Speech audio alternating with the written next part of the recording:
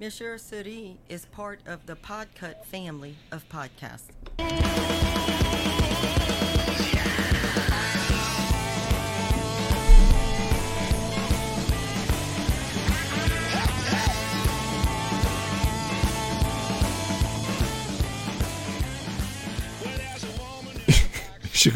J'ai réussi à merder mon titre.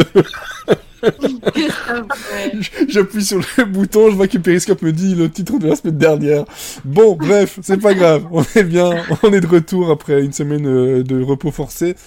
Pour l'épisode 15 de la saison 5, nous sommes le 11 décembre 2019. Et on va vous parler des joyeuses fesses de fin d'année et les boules en série. Et pour m'accompagner, ben, quoi de mieux que d'être accompagné que par des femmes. Voilà. N'est-ce pas? N'est-ce pas? Avec Lalou, parce que ça fait longtemps qu'elle est venue. Ça fait fort longtemps. Elle revient que quand il y a des fesses. C'est ça, non mais franchement, j'ai pas choisi mon thème au hasard, on va pas se mentir. Je pense. Il y a Cécile qui a réussi à braver la grève. Ouais, j'ai marché dans le froid de Paris. Ah ouais? T'as fait comme... comment ça s'appelle de Palmas? C'est ça? Non, lui marche dans le sable. Ça Ah va oui. être chaud. Marcher dans le froid. Se sentir coupable. Et Elodie, qui elle, Bonsoir. fidèle au rendez-vous. Oui. Je suis donc entouré de mes trois...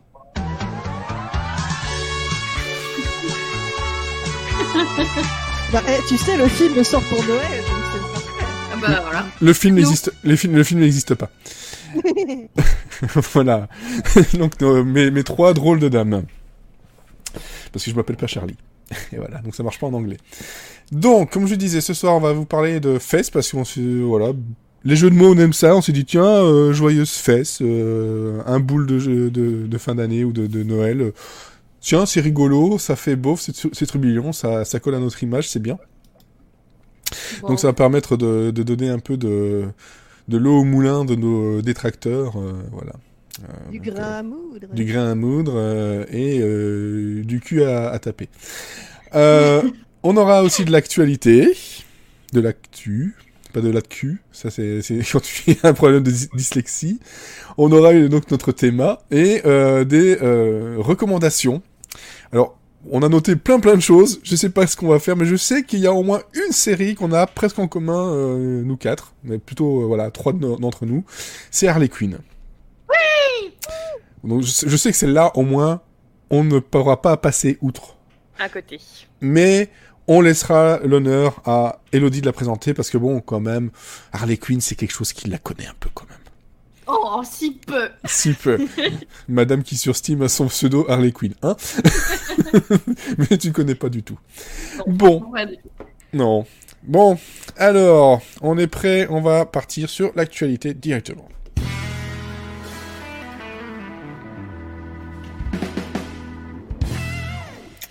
Bon, dans l'actu, oui, c'est vrai qu'on a fait 2 semaines sans, mais malgré ça, ouais, c'est pas passé énormément de choses. C'est Noël, c'est calme en ce moment. Oui, c'est assez calme, hein, voilà, on attend le retour, enfin, il y a certaines séries qui vont s'arrêter, on attend le retour, il y a des séries qui vont arriver début janvier, mais, en parlant de séries qui arrivent, voilà, en janvier, il y a la 8e et dernière partie de The Ranch, donc la fin de sa saison 4, hein, parce que Netflix parle en partie, arrive donc le 24 janvier, avec un CH, janvier, les petites séries, donc avec 10 épisodes qui vont donc conclure cette sitcom qui, bizarrement, est boudée par beaucoup de monde, alors que elle cache un petit bijou, comme je le dis à chaque fois, et vraiment, je leur dirai jusqu'au bout, en espérant que la fin ne me déçoive pas. Par contre, oui, je sais pas pourquoi je fais encore ça, mais bon, parfois il le faut, hein, sinon on va nous dire qu'on n'en parle pas.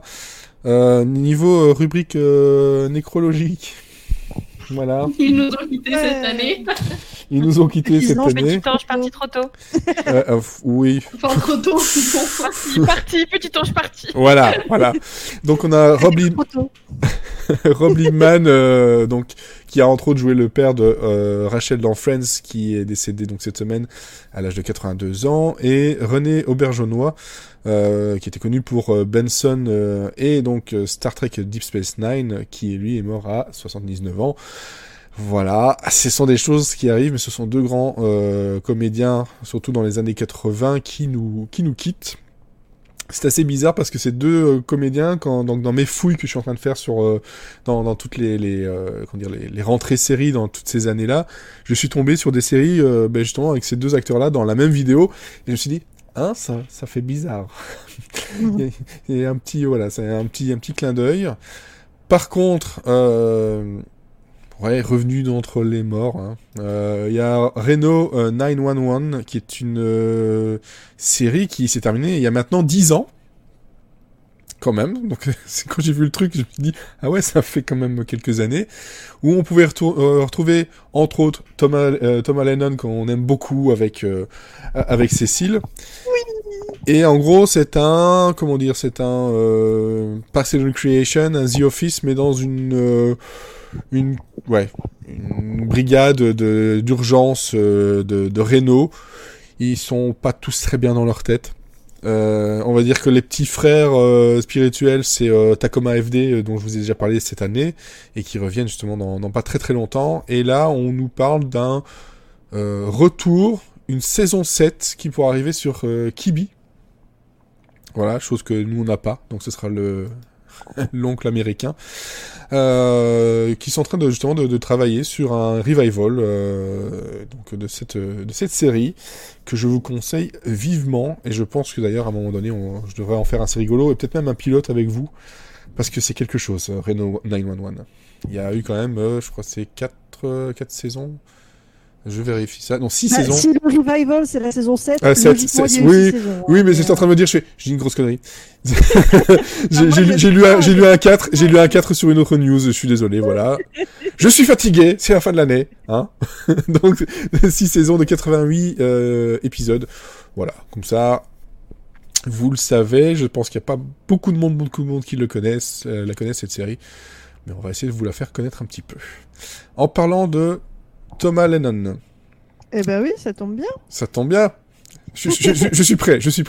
C'est bon, tu es prêt. Oui. Il a été casté pour jouer le rôle de... MXYZPTLK. Où? Attention. Maxief Fetlet. Monsieur. Et ça, c'est plutôt moi en fin de soirée après avoir bu trop de bière. J'arrive à le prononcer. Max Pluskle dans Supergirl, voilà. Donc un méchant dans Supergirl. Et il a l'air très content, il met plein de petits tweets, il est trop cool. Il est trop content. Bah oui, tu m'étonnes. En plus de ça, il est très content, mais c'est un grand méchant. Tu sais pourquoi il est méchant? Parce que... MXYZPTLK. Voilà. Juste à cause de ça. Ici, c'est ses parents, ils l'ont appelé comme ça. Ils se sont dit, merde, ils auraient quand même pu, je sais pas, m'appeler Kevin. Tout simplement. Non, il fait pas mal de réponses là sur Twitter où il dit backwards it means trouble. Le petit coquin. Ensuite, tu avais... Ouais, est-ce qu'on peut appeler ça une série? Mais bon, bref. C'est un événement. Non. Juste pour le mentionner, La Oui, Casa des Papel, partie 4, sortira le 3 avril 2020.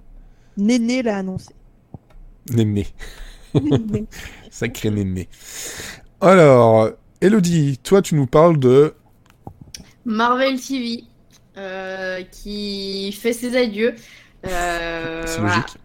Bah oui, parce que Disney+, quoi. Oui, entre autres, voilà, parce que on s'était aperçu déjà depuis quelques années que le catalogue fondait comme neige au soleil, et on savait aussi que Jeff Lobb, donc celui qui chapeaute un peu tout ça, avait annoncé son départ. Donc voilà, c'est officiel. Voilà. C'est officiel, la division Marvel côté télévision sera progressivement supprimée. Ouais. Donc la grande question c'était qu'est-ce qui va advenir de tout ce qui est actuellement à la télévision et ce qui avait été annoncé il n'y a pas si longtemps, il y a quelques mois. Donc officiellement, donc ce qui a été annoncé, c'est que les projets de Marvel TV qui sont actuellement en production vont se poursuivre, mais tout nouveau développement est en cours de suppression.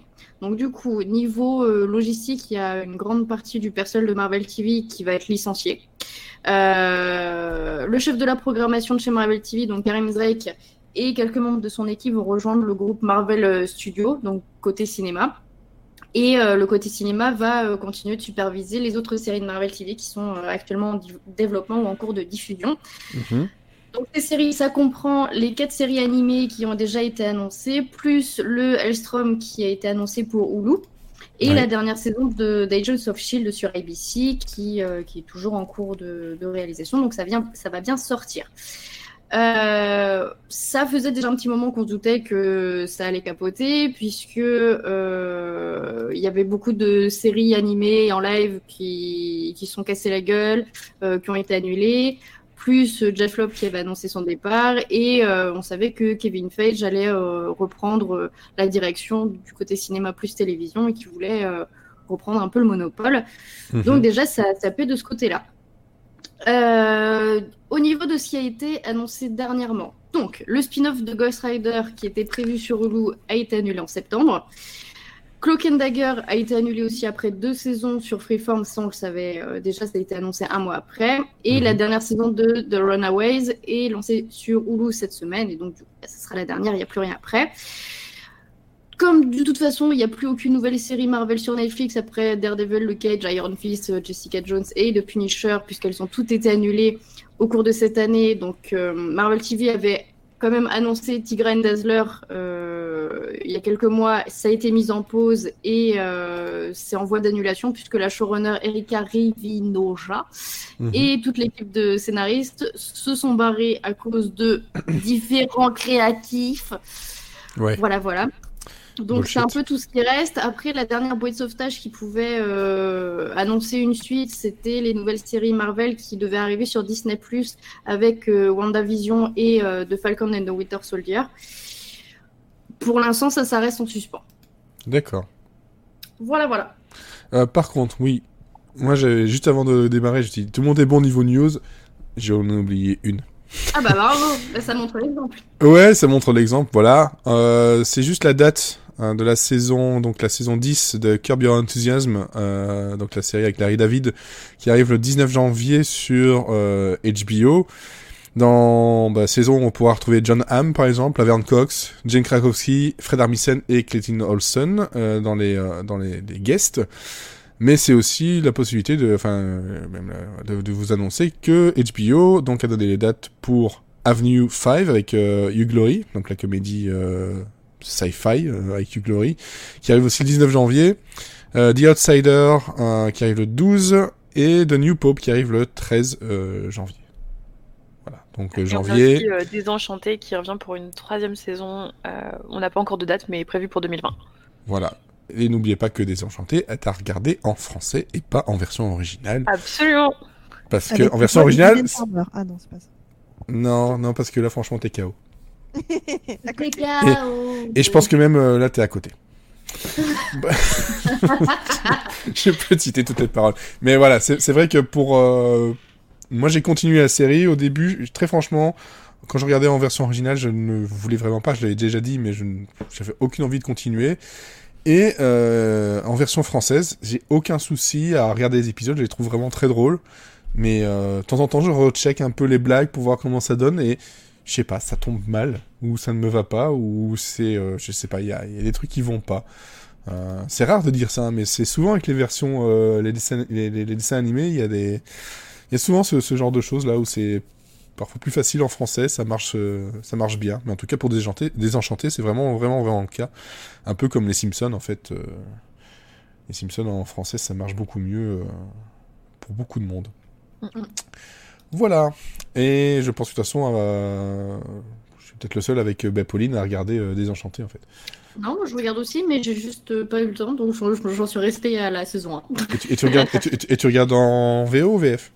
La première saison, je regardais en VO, mais parce que j'étais pas encore au courant que la VF était mieux à ce moment-là et que j'ai eu la flemme de re-regarder en fait. Moi, ça a été très vite. Hein. Je fais toujours le test. Et puis je me suis dit, c'est bizarre, ça a l'air plus cool. Enfin, je sais pas. Peut-être que j'exagère, mais moi, franchement, Non, je suis d'accord avec toi. Effectivement, quand tu nous as dit de le regarder dans un précédent podcast en français, ça a vraiment changé. Enfin, moi, je trouve que c'est complètement différent, quoi. De regarder cette série en français ou en anglais. Le rythme n'est pas du tout le même. Pas du tout. Les blagues fonctionnent bien mieux. On est plus attaché aux personnages. Il y a plus d'âme, quoi.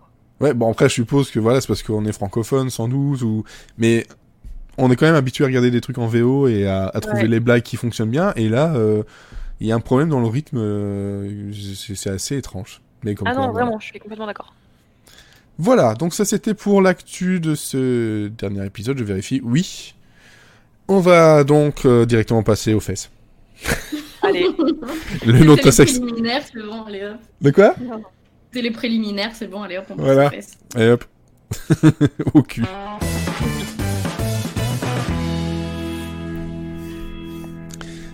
Alors, donc, les joyeuses fesses de fin d'année, c'est une occasion de faire une blague et en même temps de se dire, tiens, si on parlait juste des fesses que l'on trouve sympathiques dans nos séries, j'ai fait l'effort de vous trouver des fesses de Noël, ce qui est assez compliqué parce que bon, c'est pas toujours très très facile. Et vous avez la chance aussi d'avoir justement ici donc 3 femmes avec moi, donc il y en aura vraiment pour tout le monde, ce sera pas juste encore que des fesses féminines. Et dans ce que je vois là, c'est vrai que je suis d'accord avec Elodie. Voilà.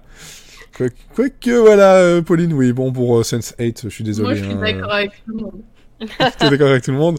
Donc en même temps, donc j'ai fait, vous l'aurez sans doute, donc c'est demain, donc le 12, le 12 décembre, vous aurez la petite pastille spéciale calendrier de l'Avent chez Podcastéo où je vous parle de séries de Noël, enfin épisodes de Noël. Et là-dedans, ça m'a permis de revoir certains épisodes et d'en retrouver notamment un avec Community.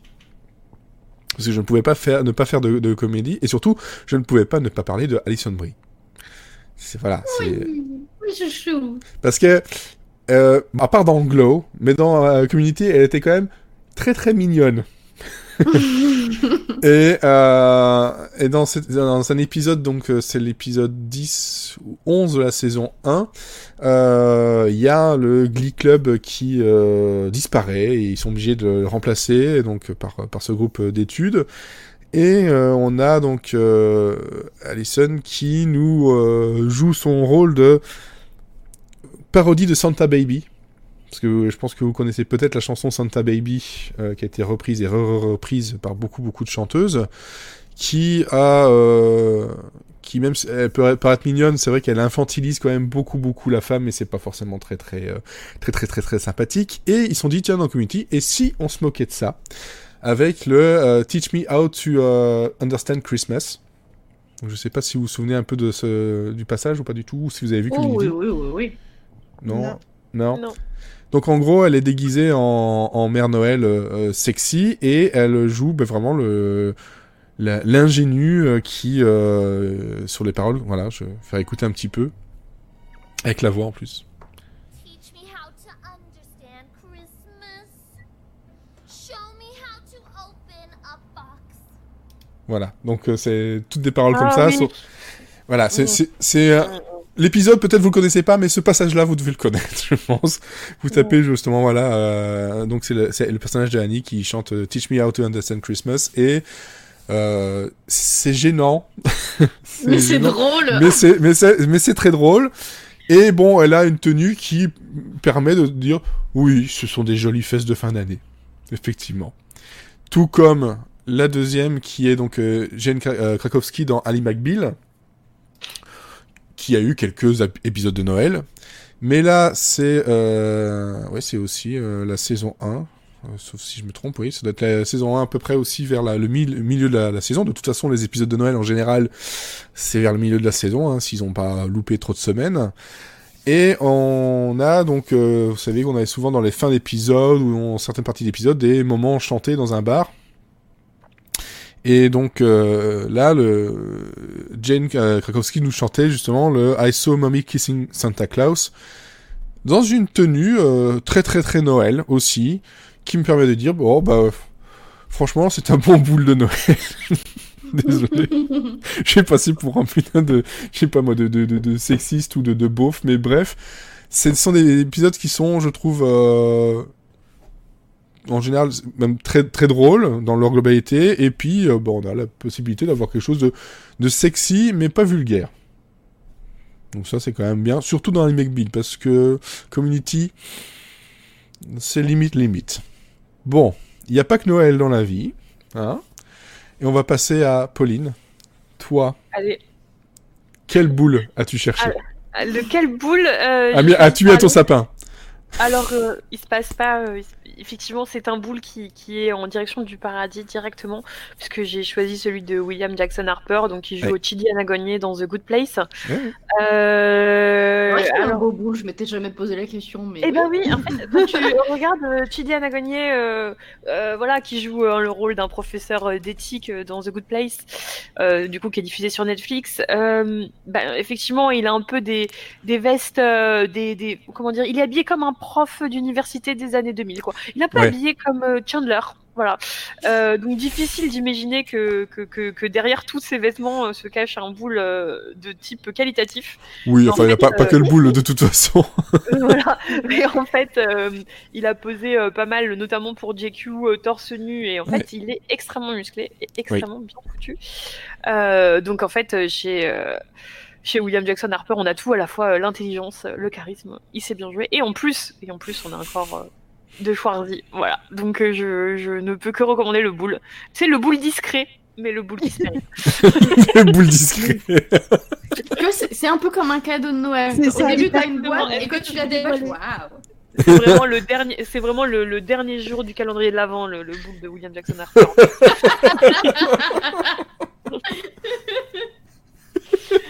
Non mais il faut faire gaffe par contre, parce que si tu te déballes dans le mauvais sens, tu peux te prendre une pomme de pain plutôt qu'un boule.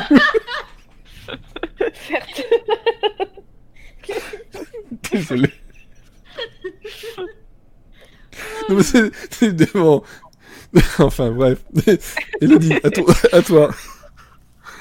Voilà, donc il mérite d'être plus connu. Voilà, je promeux ce boule. Parce que c'est un comédien, on s'en fout, mais son boule. Non mais voilà, on va pas se mentir. C'est les boules en promotion, prenez. Voilà, ouais. Pour nous, ça fait plaisir. Hein. Et regardez The Good Place en même temps, ça sera très bien. Oui, mais oui, voilà, c'est clair. N'oubliez pas de regarder quand même les séries dont on vous parle. Hein. Voilà, s'il vous plaît. Enfin, regardez pour son boule. Ou alors, on peut demander à Netflix, est-ce que vous pouvez avoir un bouton Skip to Boule? Je pense que ça serait pas mal, notamment dans la série dont va nous parler Cécile. Je pense que c'est un skip to boule, c'est littéralement tout ce que tout le monde voudrait. C'est ce que j'allais dire en fait. Moi, sur ma série, il n'y a même pas besoin. Quoi. Tu donc... allumes la série, c'est bon, tu as des boules partout. Et donc, la série, c'est Sense8. C'est Sense8, évidemment, parce que pourquoi choisir homme, femme, blanc, noir? Non, j'ai tout pris d'un coup, je prends toutes les fesses de Sense8. Toutes! Parce qu'elles sont toutes belles et parfaites. Oui. Mais bon, après, j'avoue, j'ai quand même un faible pour les fesses de Wolfgang. Hein, moi aussi. Voilà, qui sont sublimes. Avouons-le, Wolfgang qui sort de la piscine, ça reste un beau moment. Vraiment, on est sur un moment de qualité. Tu vois, c'est là que la fonction ralentie de Netflix, elle a toute son importance. Même la touche pause. Hein. Pause, revenir en arrière, tout ça, ça marche. En avant, en arrière, tout ça. Hein. Je pense qu'il y a des gens quand même qui vont être déçus qu'on n'ait pas cité Eric Cartman, par contre.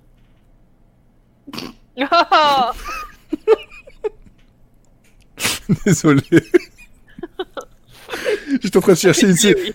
J'étais en train de chercher une série animée et puis je me suis dit le seul truc que je me rappelle d'un cul c'était une blague sur le cul d'Eric Cartman. Bon voilà. Bon, bref. Elodie, vas-y, enchaîne là-dessus. Quand tu as proposé l'idée des fesses de Noël, j'ai eu un flash le boule de Eric dans True Blood. Je me dis, Ah mais bah oui. Ouais, Ah ouais, ouais. ma- Ouais. Ma femme sera tout à fait d'accord avec toi, de toute façon. Et il est pas que dans True Blood, mais il était aussi dans Big Little Lies, hein. Mais ça, j'ai pas encore regardé. Mais c'est un peu le seul atout qui me dit qu'un jour je vais le regarder. Mais de toute façon, non. toute la famille Skarsgård, qui est une famille très étendue, puisque tu ouvres une série, il y a une chance sur 2 que tu trouves un Skarsgård dedans. Je veux dire, il y en a plein de dégueulasses là-dedans. C'est... Bref, True Blood, de toute façon, c'était les... J'aime bien c'était les- le petit... se garde bien, oui, ça se garde bien. Oui. Oui. Non mais True Blood, c'était un peu l'excuse de tu allumes ta télé et tu as un boule toutes les 5 secondes à peu près. Et pas que masculin, effectivement. Non, de toute façon, la série ne servait qu'à ça. Hein. C'est peut-être la seule série axée C'est ado pour que j'ai ça, regardée. True Blood. Ah C'est... Non. Et donc tu regardais ça, juste pour le boule. Non. Oui, je bah pense pas. surtout à la fin, parce que... Mais à la fin, c'était un porno déguisé, avouons-le. Oui, voilà. Mais non, mais de toute façon, on est d'accord que Eric, à partir du moment où il devient un peu gentil, bah, il est tout de suite beaucoup moins sexy, en fait. Ah, les bad boys. Ouais. Ah, les bad boys, Mais effectivement. c'est pas grave, parce qu'il y avait aussi Jason, donc... Et la scène entre Jason et Eric. Oh là là. Là, c'est le summum. Là, c'est... Là, c'est Noël. Ouais. Même si c'est un rêve, Ah, là, c'est Noël. C'est les boules, les guirlandes et tout ce que tu veux. à tout ce qu'ils veulent. Y a pas de problème. Ça s'agite, ça s'agite. N'importe quoi. C'est vrai que de toute façon, il y avait aussi Anna Paquin, donc bon, ça passe. Oui, oh, il y avait aussi Pam, il y avait Jessica, il y avait... Ouh là là. Tout le monde s'est retrouvé à poil là-dedans.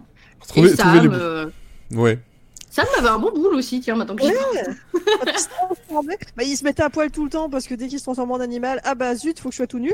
Bah Donc, oui, ça serait euh, con Oh bah zut.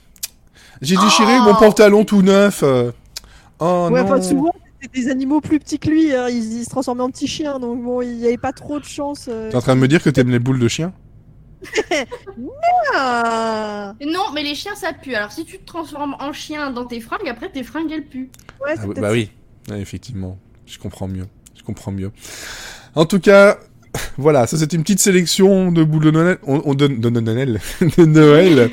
On n'allait pas non plus faire traîner la blague plus longtemps que ça parce que bon, on se doute bien que bon, voilà, c'est rigolo 5 minutes, mais ça va 5 minutes et on vous laisse la parole. Citez-nous vos boules. Ou Montrez- vos boobs de Noël, ça marche, hein. Ah, par contre, je veux dire, par rapport aux boobs de Noël, bon, t'as déjà Shidi qui a des boobs musclés. Ouais, Non. c'est pas des boobs, c'est C'est des pas des pecs. boobs. Ouais. Oui, bon, après, on va pas commencer les boobs parce que sinon, ça, on en finira jamais. C'est Peter Griffin. Ah oui. Oui. Mais tu parles par rapport à la tendance qu'il y avait sur Instagram à un moment donné où il fallait faire un reine de Noël avec le boobs. Ah oui, c'est vrai, j'avais oublié ça. c'est moche, ça. Parce que maintenant, cette année, c'est plus ça. Maintenant, c'est le boule paillette. Hein. Ah oui, j'ai vu. C'est dangereux, ça, un peu. Ça, enfin... Ah bah oui. Après, tu peux en mourir. Je pense. J'en sais rien. Tu peux surtout avoir des problèmes, genre bah, ça gratte. Ça gratte, c'est ce que j'allais dire. Ça gratte, c'est comme Des quand a- tu t'assois des sur a- le sable, quoi. Des allergies, ce genre de Non, choses. les paillettes, c'est chiant, t'en retrouves tout le temps pendant 5 ans, là. Enfin, je veux dire, t'es à Pâques, t'as encore des paillettes plein le cul. Ouais. Mais c'est des gens qui n'ont jamais fait une bombe de bain pailletée, ça. Ils savent pas. ce que Ah c'est. oui, les bombes de bain pailletées qui laissent plein de paillettes encore après. Et que Ah, mais t'as le- 3 mois après, il y a Impossible, encore des ouais. paillettes dans ta salle de bain. hein. Et Et t'as pas le que boule... dans ta salle de bain. Non. T'as le boule tout rose. Voilà. En même Voilà. temps, est-ce que ça vaut pas le coup? Est-ce que franchement, tu te sens pas un peu fabuleux? Je dirais plutôt que ça vaut le cul. Je veux dire, avoir le boule pailleté, c'est quand même. Le C'est boule fabuleux. petit. Bon, par contre, pour faire un super enchaînement. Oui, parce que j'ai réussi à faire un super enchaînement. Bon, voilà, j'ai cité Eric Cartman niveau boule de dessin animé, mais plus récemment, un boule sympathique de dessin animé, c'est quand même Harley Quinn. Quand même. Oui. Elle est pas mal. Surtout avec sa nouvelle tenue. Non, oui, non, quand même. Oui, mais justement, ce que j'aime bien, c'est qu'ils l'ont pas fait comme Harley Quinn des jeux vidéo, tu vois. C'est pas... Ah, mais c'est ça qui est bien. Bah oui, C'est normal. voilà. Un boule normal. Donc on va Mais pouvoir oui, elle est enchaîner. Oui. Mais elle fait peur.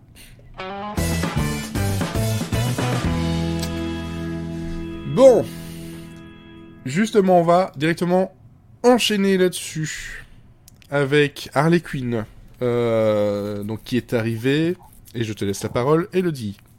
Oui, Harley Quinn est arrivée il y a 15 jours, donc nouvelle série animée de DC Universe qui, depuis sa création, ne nous sert que des petites pépites. Hein. Je vous laisse écouter les précédents podcasts où on en parlait, parce que globalement, on n'a eu que des avis positifs. Oui. C'est créé par Justin Halpern, Dean Lorey et Patrick Schumacher, qui sont tous les trois, entre autres, derrière iZombie. Ouais. Donc ça reste un peu dans le même humour, parfois, mais en plus crade et en plus limite. Voilà. Le truc, c'est que Justin Halpern, moi, je m'y attendais pas du tout à lui, parce que globalement, niveau série, il y avait une adaptation d'un de ses livres qui est Shit My Dad Says, qui a pas marché. Et c'est dommage, parce que le livre est vachement bien, et Surviving Jack, mais moi je le connais surtout pour ses livres, voilà, notamment le Shit My Dad Says qu'il avait commencé sur Twitter, et en gros c'est toutes les conneries que pouvait dire son père. Mais là je m'y attendais pas du tout là-dessus. Voilà. Pour le coup, c'est pas dégueu. Non, effectivement. Donc pour resituer un petit peu, donc Ouais. s'il y a encore des gens qui ne connaissent pas Harley Quinn, déjà sortez de chez vous un petit peu. Harley Quinn donc est apparue dans la série animée de Batman en 92, tout ça. Donc en fait Harley Quinn c'était l'infirmière du Joker à Arkham et elle est tombée éperdument amoureuse du Joker qui en a profité pour en faire son petit bichon.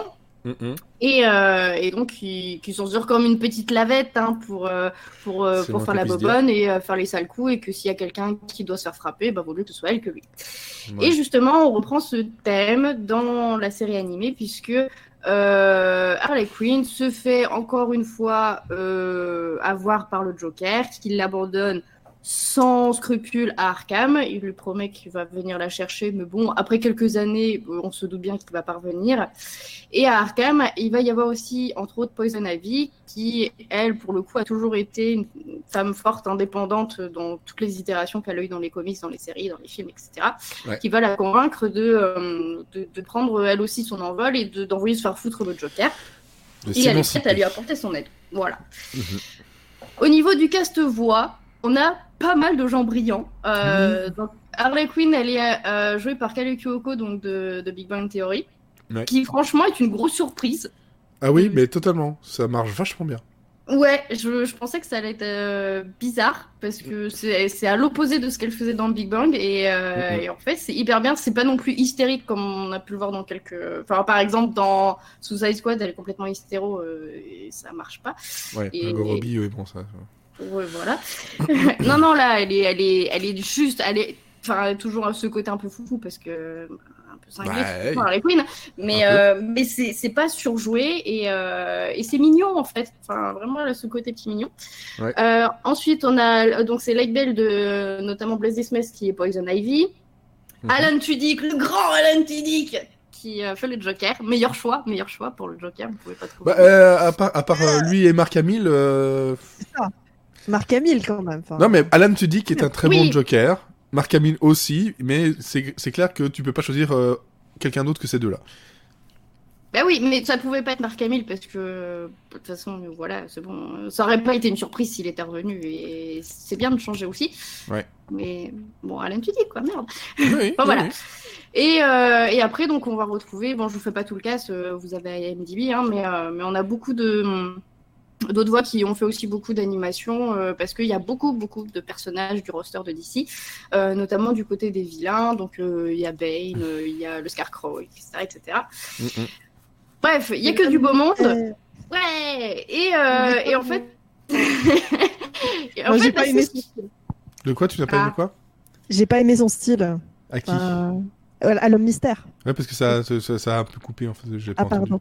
Non mais ouais, l'homme mystère c'est mon vilain préféré, j'ai pas aimé comment il est représenté. Et il est spécial dans celui-là, ouais, effectivement. Il est bizarre.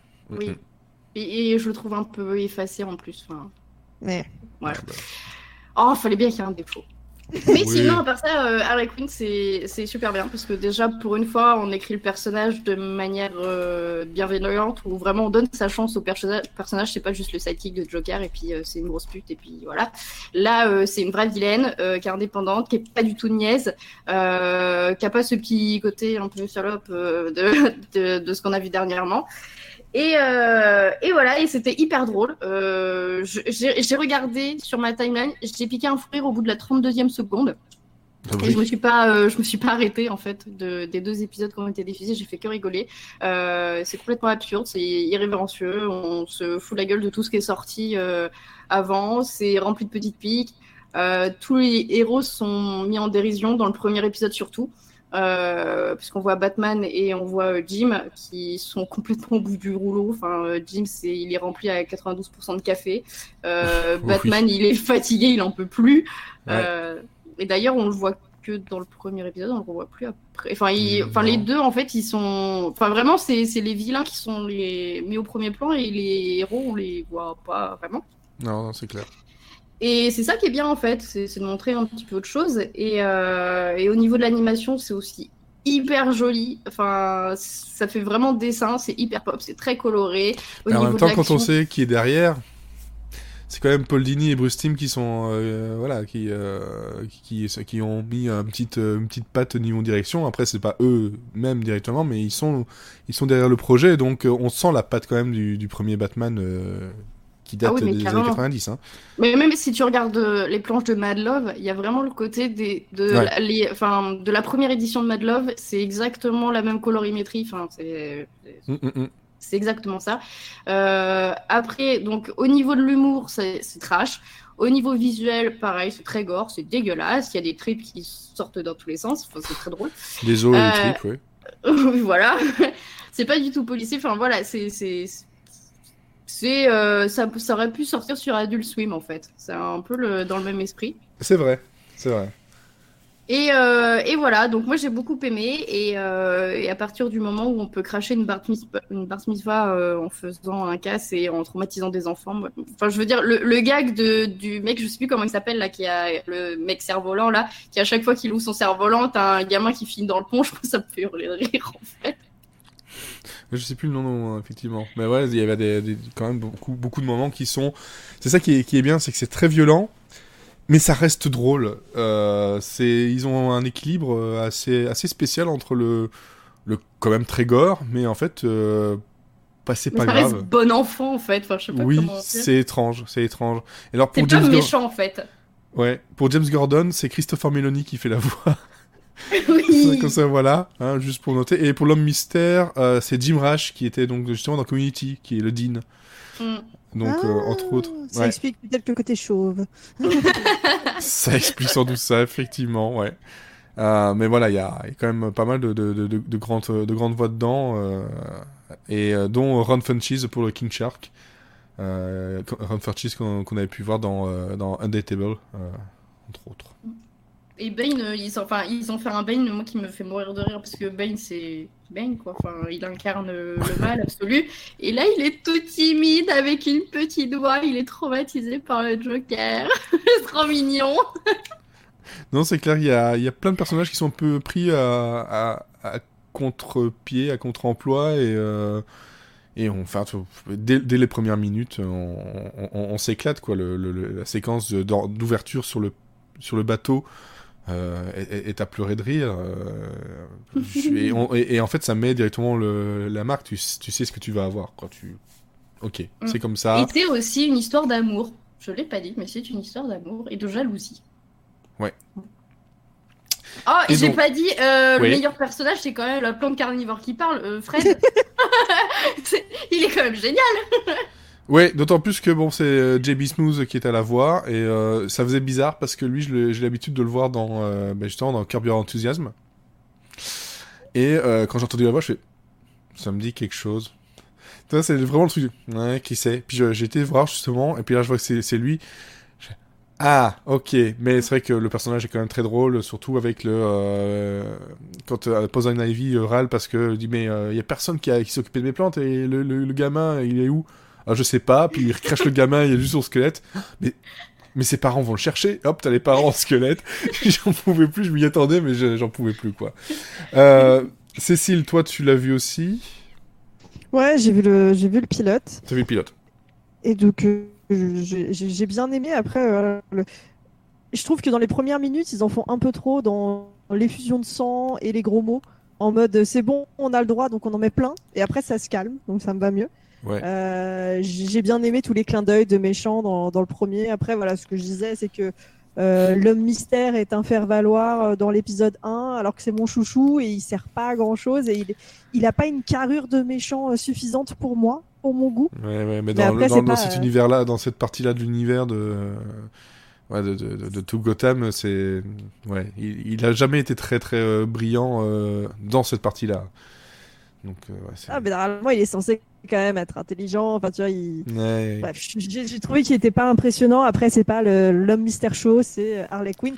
Et j'avoue que j'aime beaucoup la relation qui se dessine entre Harley Quinn et Poison Ivy. C'est toujours une dynamique que j'aime beaucoup. Donc, j'attends de voir où ça va aller. Exactement. Là, pour l'instant, il n'y a que 2 épisodes qui ont été diffusés, si je me trompe pas. En tout cas, moi, j'en ai vu que 2. Et la saison, par contre, j'ai pas d'informations sur le nombre d'épisodes prévus, mais je pense que c'était 10. Mais je n'arrive plus à retrouver j'arrive plus du tout à retrouver l'information. Mais en tout cas, voilà, c'est vrai qu'on aurait pu avoir peur un peu, produite par Kelly Coco, c'était vraiment beaucoup mis en avant, que c'est elle qui jouait la voix. Et puis en fait, dès les premières minutes, t'es ok, ça va, j'ai compris. Et les 20 minutes que dure l'épisode passent à une vitesse complètement folle, quoi. Donc c'est vraiment, vraiment très très intéressant de voir C'est marrant, le côté guerre entre Marvel et DC. On sent que DC s'est dit, regardez, nous, on n'est pas chez Disney, on fait tout l'inverse. Et je pense que c'est un des meilleurs exemples avec Doom Patrol, justement, de dire, regardez, voilà, si vous aimez pas trop ce qui se passe chez Disney, venez chez nous. Et ça a toujours été comme ça entre Marvel et DC, mais là, c'est encore plus fort, je trouve. C'est beaucoup plus montré. Au moins, on voit que chez DC, en fait, ils s'amusent, ils sont au plaisir. On a envie de faire un truc, on le fait. En tout cas, on en a marche. l'impression, oui. On a l'impression que il y a quand même beaucoup plus de délires qui sont pris et un peu plus de liberté. C'est vrai que peut-être un peu trop dès les premières minutes, mais bon, ça finit par se calmer, s'équilibrer, donc c'est pas très très grave. Peut-être un petit côté un peu comme quand on regardait les Tiny Toons ou les trucs comme ça, en fait. Ouais, le côté Warner, mais en plus violent quand même, parce que... c'est les Tiny Toons qui ont grandi, quoi. Ou le fricazoïde qui a grandi. Beaucoup grandi. Voilà, donc Harley Quinn, on vous conseille. Comme je posais la question sur Twitter tout à l'heure, on ne sait pas si ça arrivera en France, mais si ça arrive, ce sera peut-être chez Sci-Fi, comme tu disais, parce qu'en général, c'est plutôt eux qui récupèrent les choses. Ouais. Voilà. Ensuite, on va passer à Pauline, parce que Pauline, elle, n'a pas vu Harley Quinn, mais elle a vu autre chose. Moi, j'ai regardé Virgin River pour que vous n'ayez pas à le regarder, parce que je suis comme ça, généreuse. C'est gentil, une non-recommandation. Alors, en fait, c'est une semi-recommandation. Ah. C'est-à-dire que genre j'ai aimé avec honte cette série, mais quand même. On juge pas. Voilà, il y a le guilty pleasure et puis le guilty quoi. Là, c'est carrément. Ouais, tu sais, on est passé après le guilty pleasure. Tu sais, quand c'est une série de 2019, genre ultra stéréotypée, avec que des personnages blancs et minces, qui ont un copier-coller de Art of Dixie et qui en plus a des bons vieux machistes, genre chelous. Voilà, mais malgré tout, il y a un mais, sinon ça ne serait pas dans mes recommandations. Mais arrête, tu me donnes envie là. N'est-ce pas en fait, donc du coup, déjà, de quoi ça parle Virgin River. Donc déjà, Virgin River, c'est la série du moment poussée par Netflix. Donc concrètement, c'est un téléfilm de Noël en 10 épisodes. Donc c'est encore plus long qu'un téléfilm de Noël, ce qui est déjà très long, un téléfilm de Noël. Et donc c'est l'histoire de Mel, donc du coup qui a un passé tragique évidemment, qui est infirmière et qui décide de s'installer à Virgin River, donc une petite bourgade isolée de Californie, dans laquelle elle décide d'aller travailler. On ne sait pas pourquoi, mais elle rencontre un beau gosse qui tient un bar, tu sais, avec lui aussi qui a l'air d'avoir un passé compliqué. Ouais, enfin son passé compliqué, c'est juste qu'il était médecin avant. Donc Grey's Anatomy. il est dans l'armée, mais c'est terrible, et donc du coup, voilà, on va Parce se que c'est retrouver quand même un personnage de Grey's Anatomy, le Jack. oui, c'est absolument. C'est ça son passé troublé. Son passé trouble, c'est qu'il a plus d'argent, du coup il est obligé de jouer dans des mauvaises séries Netflix. Pourquoi on aime Virgin Rivers malgré tout, malgré ses défauts que je vous ai listés? Parce que tout va bien dans Virgin Rivers, parce que chaque épisode se termine bien, parce que chaque twist aura une fin positive, parce que l'héroïne est si blanche, avec des dents si blanches que ça me fait penser à des séries des années 80, peut-être pas 90, 80, vraiment. Non, c'est une série doudou, ultra doudou. Quand on aime un peu les séries de Noël, les films de Noël, Virgin Rivers n'est pas une bonne série, mais Virgin Rivers c'était une vraie série doudou qui va nous faire passer un dimanche soir sous la couette pas si désagréable. Ouais, ok, je vois. Voilà, c'est pour ça que vraiment le casting est pas ouf, la réal est pas ouf, c'est vraiment pas incroyable, mais vraiment c'est apaisant. On dirait un téléfilm de TF1 mais plus moderne. Et en 2 saisons apparemment. Voilà. Donc voilà, Virgin River c'est un peu doux amer, c'est une série quand même. Plongée dans le passé et en même temps ça fait quand même du bien. Non, mais n'en jette plus, hein, c'est bon, ça ajoute à mon bêta série. Hein. Mais en fait, je l'ai pas vu, mais voilà, t'as cité les téléfilms de Noël, les genres de choses. Mais c'est vrai que si on regarde ça, en général, surtout les téléfilms de Noël, hein, c'est parce que, en fait, tu sais que ça va bien se passer. Voilà. Tu sais que ça fait du bien. Et il y a eu une étude qui disait que ceux qui regardaient les films de Noël étaient beaucoup plus heureux. Et bah voilà. Merde. Il fait froid, il y a la grève. Tu vois, Virgin Rivers, bah voilà, ça fait du bien quand tu t'es tapé 2 heures de marche aller-retour pour aller au travail sous la pluie. Si vous êtes comme moi et que vous n'aimez pas les téléfilms de Noël et que vous n'êtes pas heureux, et vous regardez The Moodies. C'est une série de Noël où ça finit à la carabine. Oui, voilà. Exactement. Il y a toujours moyen de trouver autre chose. Exactement, parce que The Moodies, on est donc tous les deux à l'avoir commencé, parce qu'elle n'est toujours pas terminée. Ouais. Je crois qu'il y a le 4e épisode qui doit arriver maintenant, ou cette semaine, quelque chose comme ça. Mais c'est vraiment le Noël où la famille, ça se pète d'un petit peu partout. Hein, le papa qui a un cancer mais qui le dit pas. La maman qui veut que tout le monde soit heureux, mais on voit bien qu'elle a d'autres problèmes.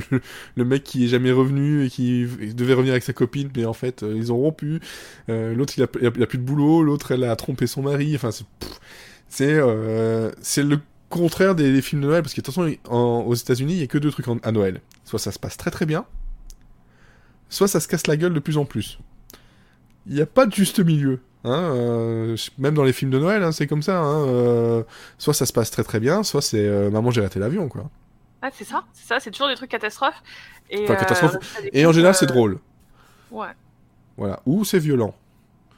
Mais bon, voilà, il y a 2 parties, c'est soit tu veux être heureux, mais avec The Moodies, ça passe très bien aussi quand même, les fêtes de Noël, enfin. Et ben voilà, c'est au choix si t'as envie d'être heureux dans ta vie ou dépressif. Voilà, le choix il est fait. Et pour aller très vite, tant qu'on est sur le truc de Noël, et puis je donne la parole à Cécile, il y a aussi sur Netflix, il y a eu Merry Happy Whatever, qui, si j'ai bien compris, est une série anthologique sur une famille où on va les voir dans plusieurs fêtes diverses, s'il y a d'autres saisons. Et la première, c'était sur Noël. Et donc, en gros, c'est une famille qui est à Philadelphie, et le père est joué par Dennis Quaid, qui joue un flic un peu bougon, que sa fille ramène un mec et qu'il l'aime pas trop, et il essaye de tout faire pour que tout ça se passe bien. Et là, c'est aussi The Moodies, mais The Moodies avec du sucre, beaucoup de sucre, beaucoup de sucre. C'est très lisse, mais c'est de la sitcom qui passe bien sur ces 10 épisodes. Ça va pas chercher très loin, c'est pas la meilleure sitcom du monde. Mais bon, voilà. Ça, pour se sentir bien à Noël, pourquoi pas. Avec des trucs... ça fait du bien. Des trucs façon sitcom de Disney Channel, quoi, en fait, en gros. Ou Nickelodeon, plutôt. Voilà, on ressort le vieux hashtag « j'assume mes séries ». Ah bah oui, bah tout à fait. Moi, j'assume absolument tout. J'assume que j'arrête aussi des trucs parce que j'en ai marre de voir des trucs qui sont déprimants. Donc, j'assume d'aller chercher des trucs de Noël en ce moment, surtout.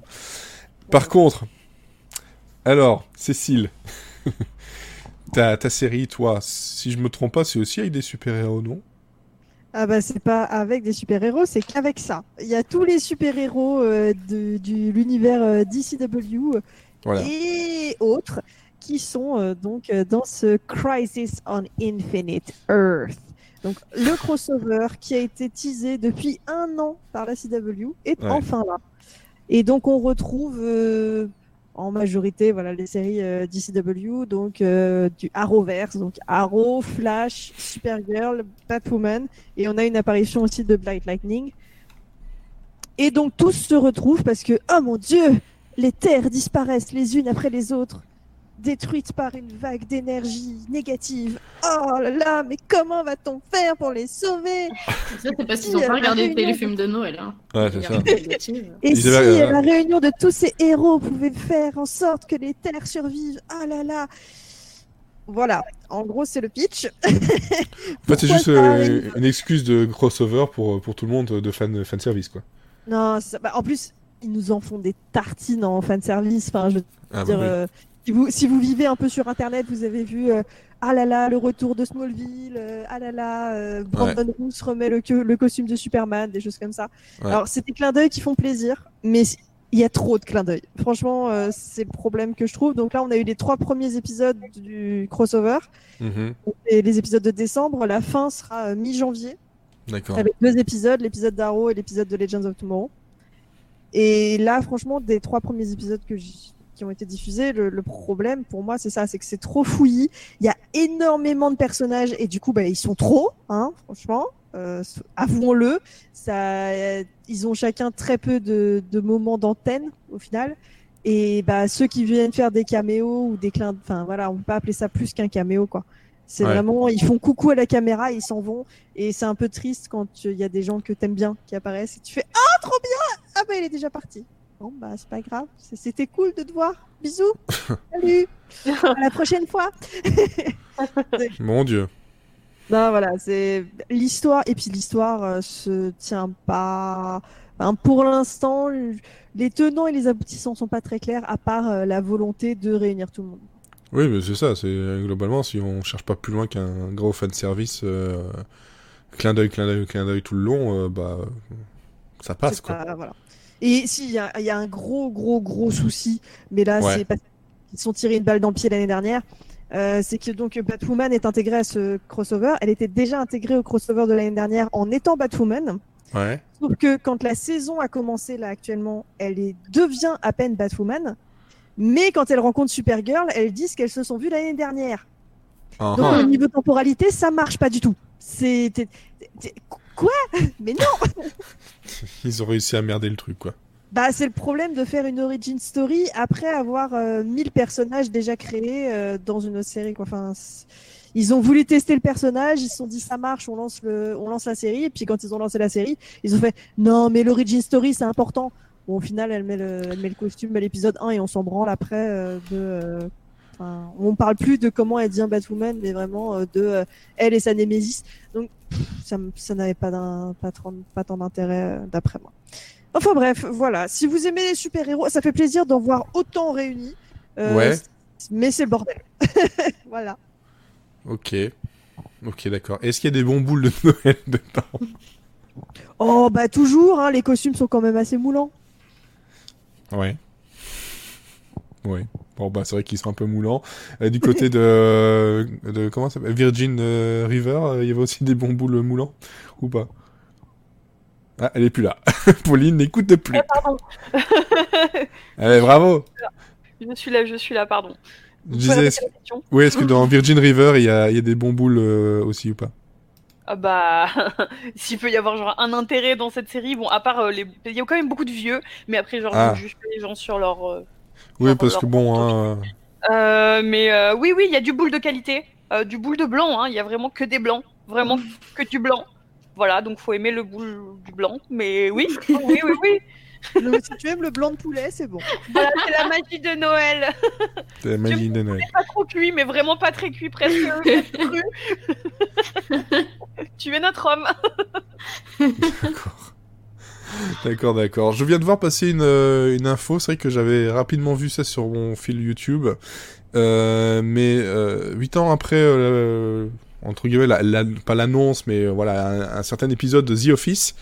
The Office, sur sa chaîne officielle, a mis l'intégralité du mini-film Threat Level Midnight que l'on peut voir dessus, où en gros c'est un espèce de film qui était tourné pendant un épisode, je me souviens plus trop, où on a voilà Steve Carell donc dans son rôle de Michael Scott qui joue dans un espèce de faux James Bond un peu pourri. Ça dure à peu près 20 minutes, ça se trouve maintenant gratuitement sur YouTube et de mémoire, ce que j'avais eu, c'était quand même très drôle. Va falloir que j'aille fouiller ça un peu plus. Mais c'est un joli cadeau de Noël, je trouve. Voilà. Comme je viens de le voir passer. Et la confirmation que c'était bien un truc officiel où, en gros, personne ne l'a jamais vu. C'est en gros le film qui tournait dans la série qui est maintenant devenu un vrai mini-film. C'est assez sympa. Voilà. Pour ceux qui aiment The Office, dont je fais partie. Et alors... Pour terminer les recommandations, il y a une série qui s'est terminée donc cette semaine qui s'appelle Silicon Valley. Je suis le tout seul à regarder ? Non, j'ai regardé un petit peu, j'ai regardé les premiers épisodes. Ah, mais t'as pas vu jusque Absolument là, pas. Okay. D'accord. Donc, personne d'autre n'a vu le dernier épisode ? Nope. Voilà, donc en gros, on a eu un épisode qui est un épisode double, donc à peu près 45 minutes, qui clôt cette succession de mésaventures de 5... au départ, ils étaient 5, mais après, bon, ça a un peu changé. De 5 informaticiens à Silicon Valley qui lancent leur boîte qui s'appelle Pied Piper, qui est spécialiste dans la compression... surtout audio, et puis bon, ça a évolué sur plein de choses, mais sur plein de blagues qui ont rapport à ce qui se passe réellement dans la Silicon Valley. Et là, on est sur un double épisode qui est censé montrer où en est arrivé justement cette boîte-là, et c'est tourné façon comme, 10 ans plus tard, est-ce que vous pouvez vous remémorer ce qui s'est passé ?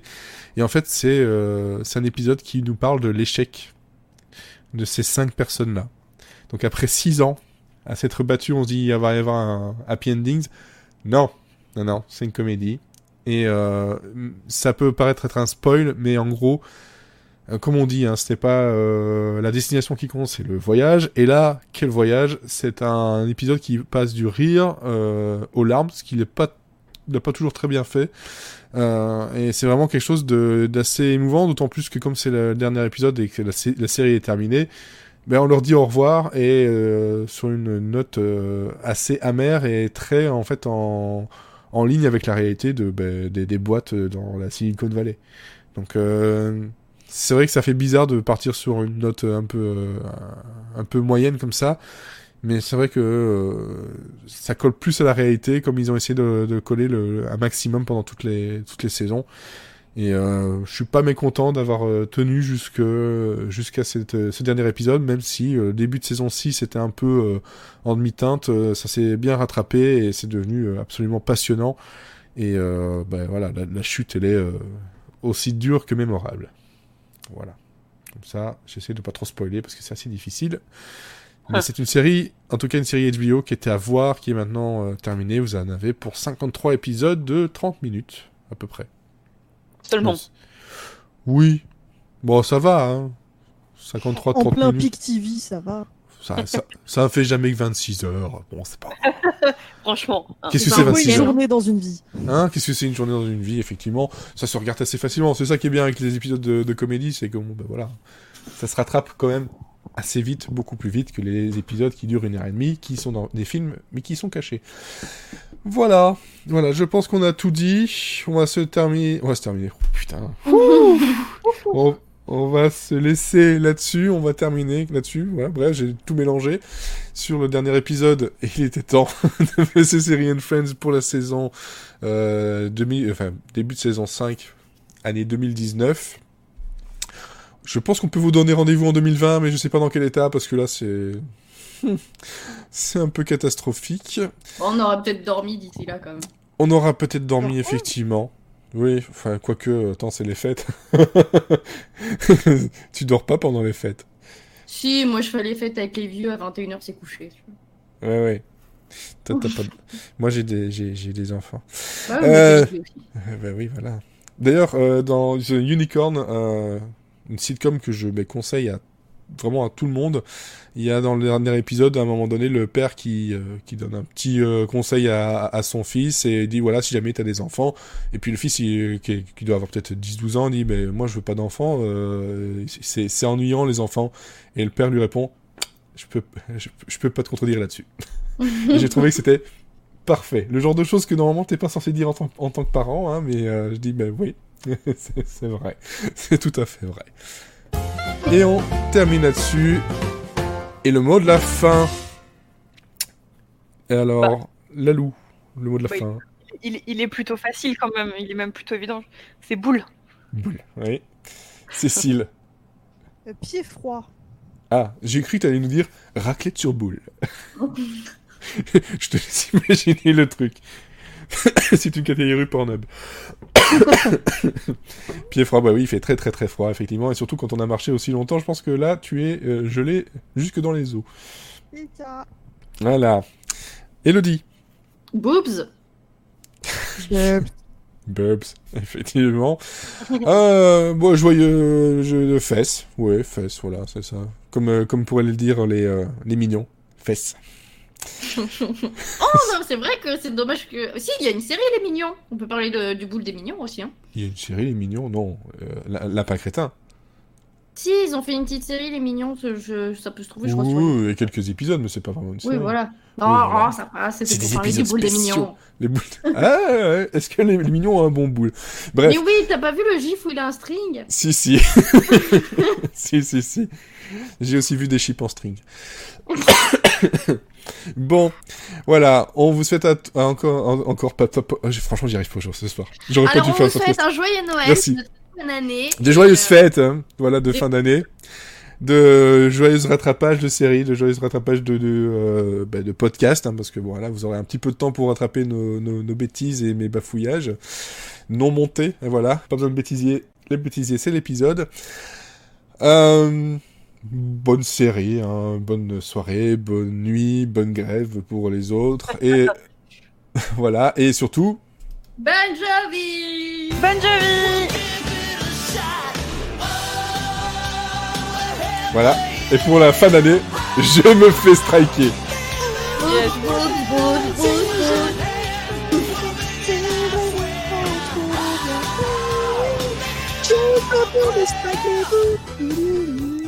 Vous vous rendez compte quand même que dans pas longtemps, on risque de se faire striker même sur les podcasts avec le truc qui recherche les musiques dans les podcasts.